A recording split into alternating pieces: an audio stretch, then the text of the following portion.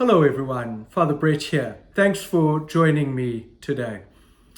Well, of course, as many of you know, we start with some sad news. Father Dominic Grassi died on Tuesday night after a short illness. He'd been in and out of hospital for a bit, and he'd found that life a little bit heavy and burdensome. His health had been a real challenge to him. And so while we are saddened at his passing and we remember his stories, his laugh, his generosity of spirit, all those wonderful gifts that he had, that he shared so generously with so many people, especially here in the parish of St. Josaphat. And so while we remember those and give thanks to God for those, and we know that we will miss those gifts of his, we also commend him to God's mercy and pray that he rests now after many years of faithful service. And so let us remember Father Dominic in our prayers. As soon as we know the funeral arrangements, we will let everyone know. We will publicize those. But obviously we have to wait for his family and for the Archdiocese of Chicago to finalize all of that. On a happier note, school has begun. It started on Monday. It was good to be outside to welcome the kids. Most were excited to come back. Some were a little bit fearful, a little bit afraid, especially those little ones starting for the first time. I think most moms and dads were quite pleased to get back to a routine.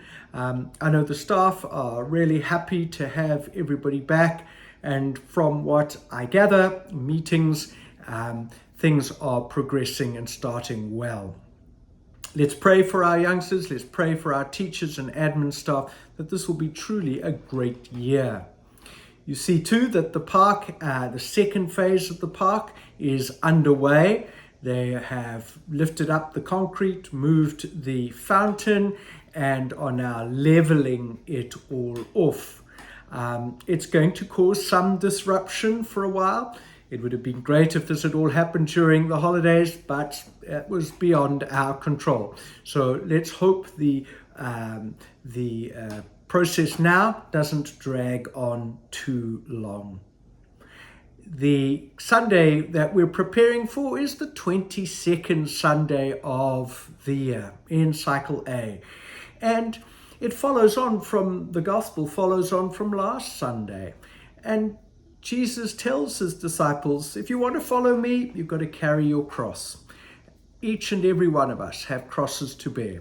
And I think sometimes in our modern world, the word cross and suffering and things, we block our ears. We don't want to hear of those. It should all be easy and wonderful and nice and comfortable.